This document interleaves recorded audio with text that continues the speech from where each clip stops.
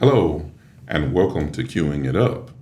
I'm Johnny Taylor, City Manager of the City of Lexington in North Carolina, and today I have a special guest with me today, and his name is Michael Tofano, and we know him as Chief Michael Tofano, and he started working with the City of Lexington Fire Department on June 7th, 2021 as the Deputy Fire Chief.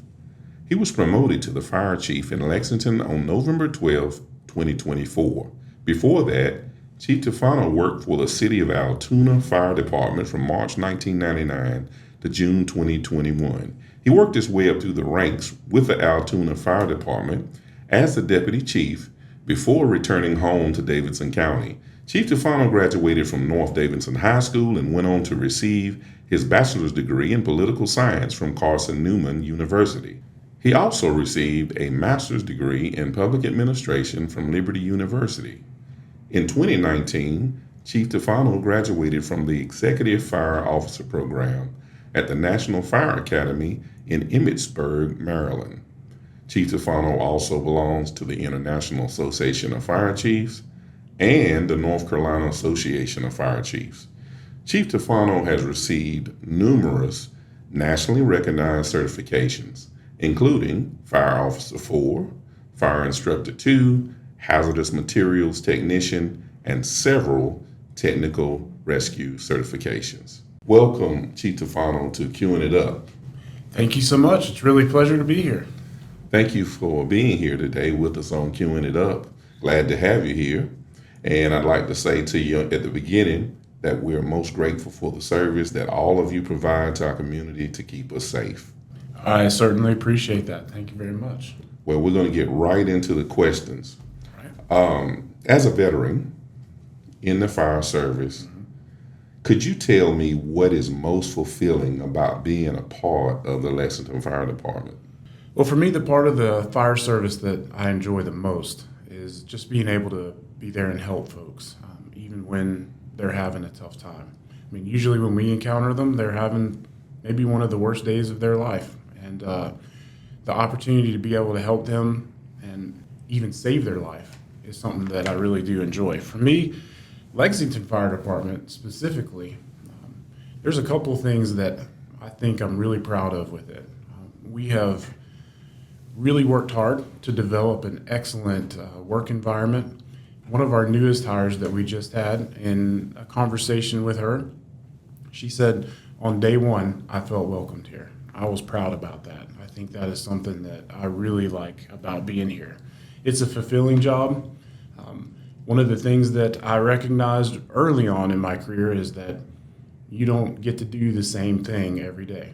You can come to work, there's going to be something different that you're going to encounter in the day, and I enjoy that. I like that. I think a lot of people enjoy that about the job. The other part of it that is fulfilling for me is that on day one, when you walk through the door, you're part of a team. I mean, we don't do anything by ourselves. So everything is in a crew. You're a part of the team. Even when you move up and you get all the way to the level of fire chief, you're still a part of the team. You just have a different role on the team. So all of those things for me is particularly enjoying within the fire service. That sounds good. Not having been a firefighter ever in my career, I just spending some time in the fire department, the members of the fire department, I have seen that teamwork and that camaraderie, right. And it's really a good feeling, and it's obvious that everybody there is committed to making sure that our community is safe, and it's just a wonderful situation in my opinion. It definitely is. And, we don't spend all of our time going on calls. We do spend a lot of time training, preparing for calls, things like that. But there's also time where you have a chance to have a meal with the people that you work with. It feels like a family type environment, which is, I think, appealing to a lot of folks about this career. Yes. I also want to ask you about some of the services that the fire service provides to the community. What should residents take advantage of? Well, of course, the primary service that we provide is protecting the city from fire and rescue. We provide some EMS services. We're if you're having a significant medical emergency, we're able to be there and help with that. Some of the options that residents have that we're able to provide that aren't in line with emergency service, one of the big ones that a lot of residents may not know about is if you're a resident of the City of Lexington, you can contact us and we may be able to come out and install smoke alarms or carbon monoxide alarms if you don't have one.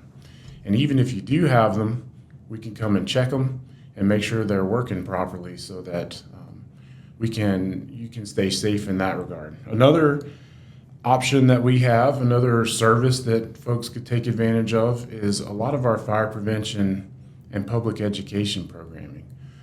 We have a lot of folks that will come by and take a tour of the station. When you take a tour of the station, kids definitely love to see the fire trucks, and we show them all of that. We show them what it's like to be living in a station. But then there's also a fire safety discussion that happens along with that.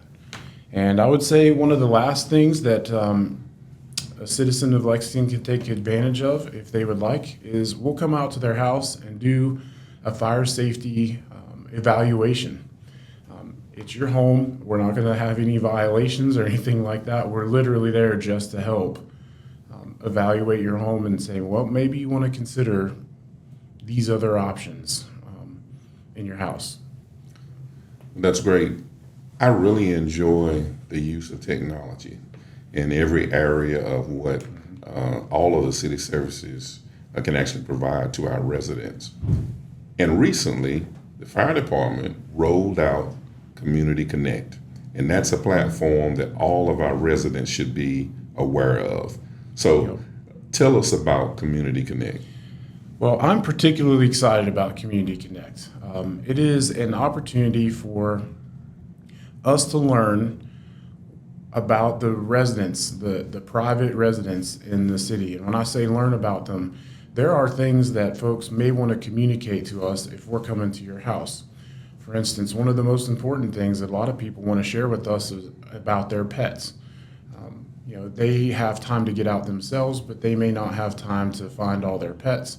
And you can input that into Community Connect. So what it really is it's an interface that you can log in and give us your information. And when we're going to a call, it pops up on our screen. One of the important things to share, though, is that information is private. It's guarded within our software, and there's a very limited amount of folks that can access it at any time. Otherwise, the responders will see it in an emergency on their way. So I would definitely encourage the citizens to interact with that. And in the future, it's going to be able to, you're going to be able to request a smoke alarm, things like that through that software. That's great. All of those that are listening or watching, please follow the request made by Chief Tofano. If you're in this community, you need to be a part of Community Connect. And I will tell you, the easiest way to sign up is there is a link right on the fire department's page. You can go there, click. It's a very easy sign-up process, and you can answer only the questions that you feel are important to you. You don't have to answer the long list of questions that they might have. You can just put in what's important to you or what you would like us to know if we're on your way to your house in an emergency. Okay. Let's talk about something known as ISO ratings. Could you talk a little bit about that so that our listeners, our viewers can get a general understanding of what that is? So in a very simple term, an ISO rating is essentially, it's not just isolated to fire departments, but in this particular case, it's called the Insurance Services Organization. They come in and they rate your department on a scale from 1 to 10, 1 being the best rating, 10 being the worst rating. And those ratings have impact on folks' fire insurance, both residents and commercial properties. So of course, fire departments are always wanting to improve that rating and make it better so that the fire insurance rates for the citizens of that town continue to decrease. So the higher the rating, the better it is for our community. Of course, and it also shows the quality of fire service that is able to be provided. So currently, Lexington is an ISO Class 2.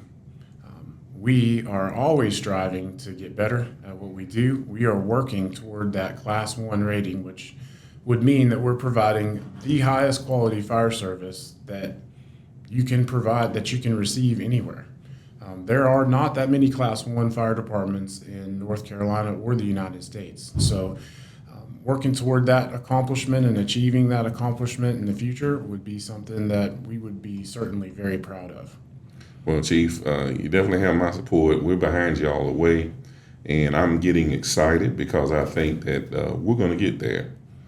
I feel like we are too. Some of the things that they evaluate when they come in that I'm really proud of is the amount of training that a department does. Last year, we performed almost 14,000 hours of training.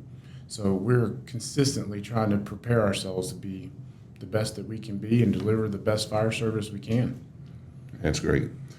Before we get to the last question, I want to ask you about your podcast. And I'm a big advocate for getting out information, utilizing all the tools that are before us. And you have something called the Fire Marshal Files. So can you talk a little bit about that podcast? Yes, sure. The fire department has two different branches to it. The fire suppression side, which goes out and obviously delivers the emergency service, but there's also a part that's the fire prevention, the fire marshal's office. Their focus is to make sure that they prevent fires. That's the goal of the fire marshal's fire prevention division. So the goal of the Fire Marshal Files podcast is to provide folks ways that they can become more fire safe and help prevent fires so that they don't ever start to begin with. Well, I'm looking forward to those podcasts, and hopefully we can build a quite impressive library of information for individuals to plug into. Absolutely. I'd like to touch something that perhaps residents may not be aware of. They see these shiny fire trucks and they look immaculate, but they may not know about the age of some of the fire trucks before they actually get replaced. And then tell us a little bit about that process and even the time period that it takes for us to turn around to get a new truck.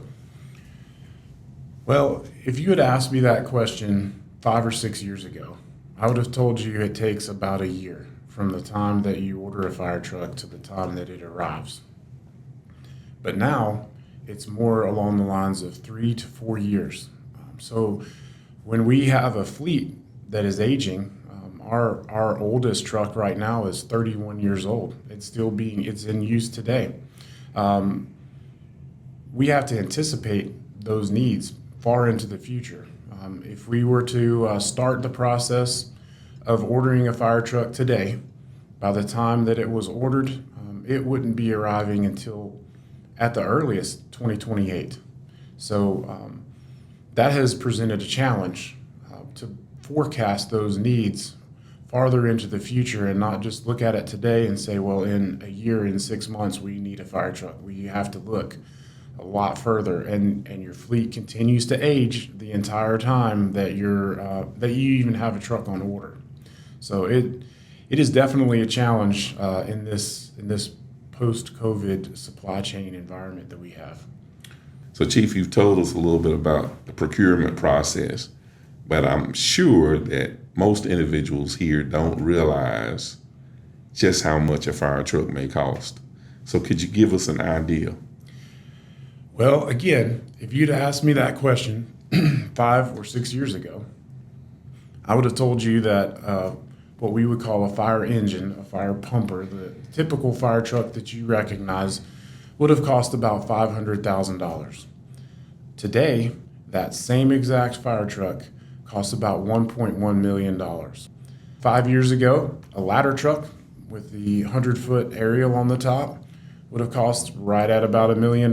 Today, we're looking at $2.2 to $2.4 million for a fire apparatus, and it is just a simple factor of how expensive a lot of the items that have to go into them cost. And that does not include the equipment that is on them. That is literally just purchasing the truck. So it is not only are the time frames extended, but we also have to consider all of the budgetary requirements for that as well. Very good. So I'm going to move to the final question. All right. And this is a question that I ask to everybody who's here. 10 years from now, what does firefighting look like? 10 years from now, I foresee the Lexington Fire Department service and personnel growing to meet the needs of a growing city. I mean, Lexington is growing. We know that, and it's exciting that it's growing. Part of that growth process, though, is to make sure that we're still able to provide the quality service that all of the citizens of Lexington need, even if it's in a new part of town. So in 10 years, I foresee our department not being distributed the same way it is right now, with stations in different locations, simply out of necessity. And just like our fire engines, our fire stations are also getting older, and we have one that's over 60 years old right now. So it was pretty easy to see where you're used to the fire station being in your neighborhood. It may not be exactly in that same spot in 10 years from now. I also foresee us adapting our service delivery to meet the needs of a new and growing town as well. I mean, we always will provide the traditional services that is expected of fire departments, but there may be something 10 years from now that is needed from us that we don't currently provide. And that's something that I'm always excited to look at, is how can we change and adapt what we provide to the citizens of Lexington so that they're receiving the highest quality services that they can. Well, Chief, we already have a good present situation, and it sounds like we're going to have an even greater future. So I'm excited about it, and I want to thank you again for taking time to be here with us. And just know that we're supporting you and all of our firefighters, and we'll do everything we can to make sure that they have the tools in order to provide us a safe and prosperous community. Well, I appreciate it very much, and I certainly appreciate the support of yourself, City Council, and the citizens of Lexington. Thank you for being here on Queuing It Up, and I'm sure we'll be back together again. Thanks for joining us on this episode of Queuing It Up. If you got some value by listening to this episode, please subscribe and leave a review on the platform you're listening to this episode on. You can also follow us on social media at City of Lexington for updates on future episodes. For more information on the City of Lexington, please visit www.lexingtonnc.gov. We'll see you on the next episode.